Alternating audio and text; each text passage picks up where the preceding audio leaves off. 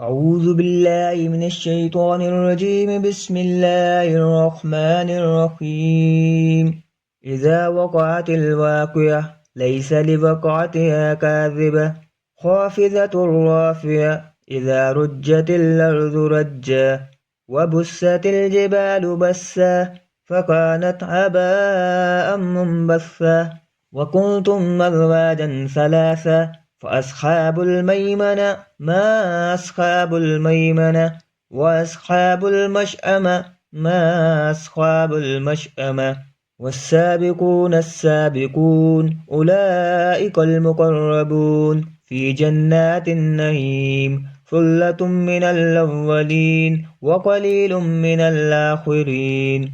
على سرر موضونة متكئين عليها متقابلين يطوف عليهم ولدان مخلدون بأكواب وأباريق وكأس من معين لا يصدعون عنها ولا ينزفون وفاكهة مما يتخيرون ولحم طير مما يشتهون وحور عين كأمثال اللؤلؤ المكنون جزاء بما كانوا يعملون لا يسمعون فيها لغوا ولا تأثيما إلا قيلا سلاما سلاما وأصحاب اليمين ما أصحاب اليمين في سدر مخضود وطلح منضود وظل ممدود وماء مكسوب وفاكهة كثيرة لا مقطوعة ولا ممنوعة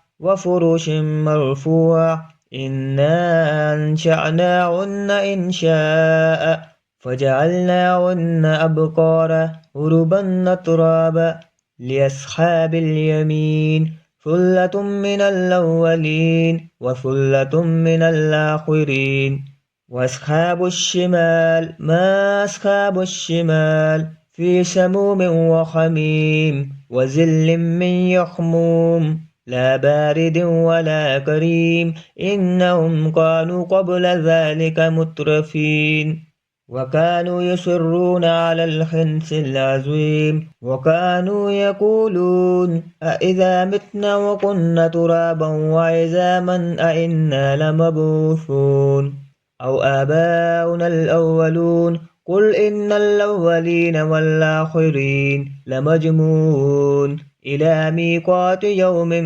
معلوم ثم إنكم أيها الضالون المكذبون لآكلون من شجر من زقوم فمالئون منها البطون فشاربون عليه من الحميم فشاربون شرب العيم هذا نزلهم يوم الدين نحن خلقناكم فلولا تصدقون أفرأيتم ما تمنون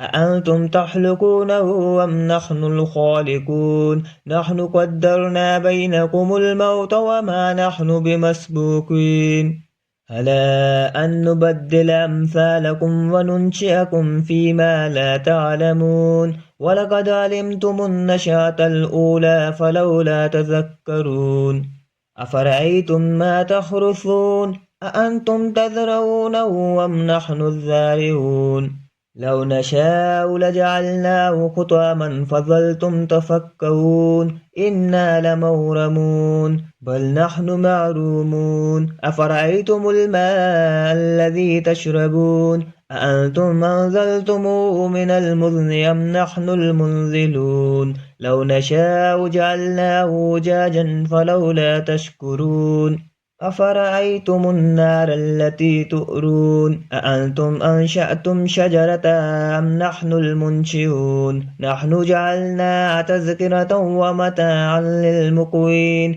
فسبح باسم ربك العظيم فلا أقسم بمواقع النجوم وإنه لقسم لو تعلمون عظيم إنه لقرآن كريم في كتاب مكنون لا يمسه إلا المطهرون تنزيل من رب العالمين أفبهذا الحديث أنتم مدعنون وتجعلون رزقكم أنكم تكذبون فلولا إذا بلغت الحلقوم وأنتم حينئذ تنظرون ونحن أقرب إليه منكم ولكن لا تبصرون فلولا إن كنتم غير مدينين ترجعونها إن كنتم صادقين فأما